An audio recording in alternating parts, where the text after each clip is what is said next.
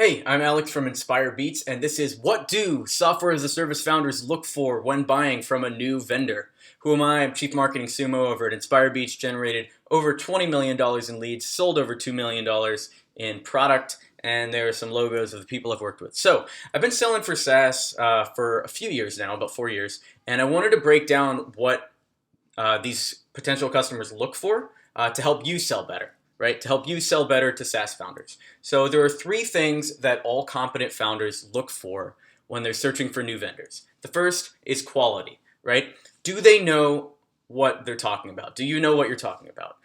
So I was on a sales call yesterday with a customer that had a new product that they were testing out in the market, and I could tell he'd sent cold emails before himself, right? Even though he was coming to Inspire Beats to send cold emails on his behalf, it was clear because every question he asked was about the cold emailing process, right? You'll see this too from your customers. Maybe you're selling social media and the guy's asking very detailed questions about social, or you're doing mobile apps and the client's asking very detailed questions about agile projects or Scrum, and you're wondering how he knows this. Well, they'll ask questions that they could only ask if they knew the answers already. And the reason they do that is because these guys are testing you.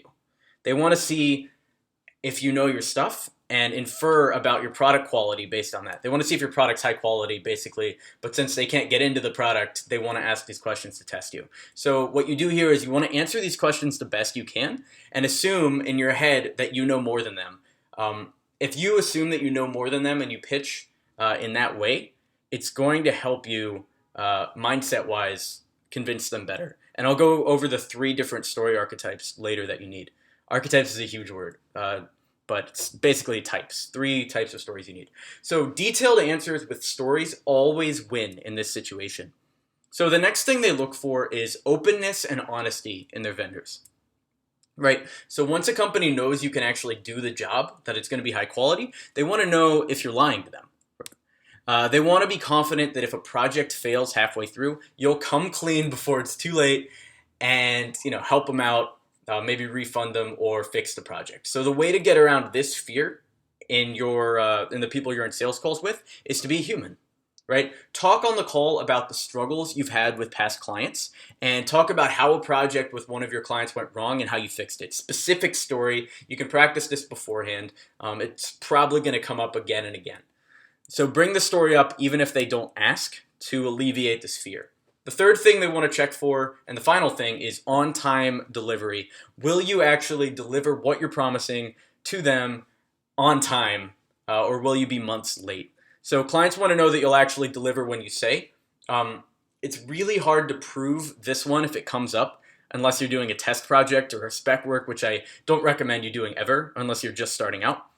But if you have a few past clients and actually deliver on time for them, what you can do is send this client to that client, right, as a reference. So one client is enough to have as your go-to reference. Send this SaaS founder to that past client, make them have a 5-minute call, and you'll win every single time. So to recap, always have 3 stories ready on a sales call. The first is the quality story, right? A story about a client you crushed it on. You nailed it, right? Huge, giant case study. Second one is an honesty story. The story about a client that almost failed, but you turned it around by coming clean and fixing some problem that was hidden. And the third one is on-time delivery. So send them to a client that will talk about how you don't delay projects and are quick to respond. Any questions, feel free to reach out to me, Chief Marketing Sumo, Alex Berman at Inspire Beats. There's my email address. Subscribe to this YouTube channel. There's my Twitter if you want it.